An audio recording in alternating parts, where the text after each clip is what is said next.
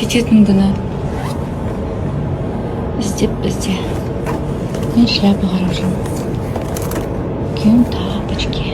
У меня вот пол цвета нет вашего размера, есть Тәпішкі алуға зармын. Ерке Есмахан ас үйде жалғыз шай ішіп отырды. Ыстық шайдан будақтаған бұл көз алдында мұнарланып, ойлары сансаққа кетті. Bir кезде телефон экранына қарады. Банк картасындағы баланс нөлге жақын. Сенер-сенбесін білмеді. Қайта-қайта жаңартып көрді, бірақ нәтиже өзгермеді. Бұл қалай болғаны? Деді ерке өзіне өзі.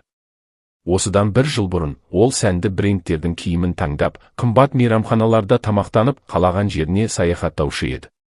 Ал қазір тәпішке сатып алуға да ақшасы жоқ. Жоқшылық. Күйеуі Райым соңғы кездері тұйықталып кеткен. Бұрын сахнадан түспейтін әнші қазір диваннан тұрғысы да келмей. Ерке қанша сұраса да ол жұмысты кейінге қалдырумен болды. Қазір Рамазан, деді Райым тағы да сылтау айтып. Аздап демалайын, сосын бәрі орнына келеді. Ерке үндемеді.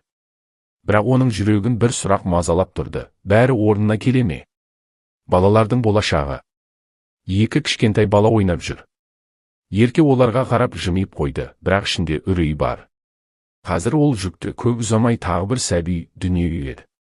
Егер осылай жалғаса берсе, мен оларды қалай асыраймын? Деп ойлады. Ерке Райымды бұрынғыдай еңбекқор, табысты күйінде көргісі келді. Ол өзгеретініне сенді. Бұл уақытша қиындық деп өз-өзін жұбатты. Бірақ шындық басқаша еді. Банк картасы бос, үйдің кірісі жоқ, ал Райымның жұмысқа деген құлшынысы жоғалып кеткен. Ерке тағы бір күрсінді. Ертең дүкенге бару керек, бірақ тіпті тәпішке алатын да ақшасы жоқ. Мүмкін мен шынымен де қателесіп жүрген шығармын. Қайырлы күн, қалайсыздар? Бәрі жақсы ма? Бізде барлығы керемет.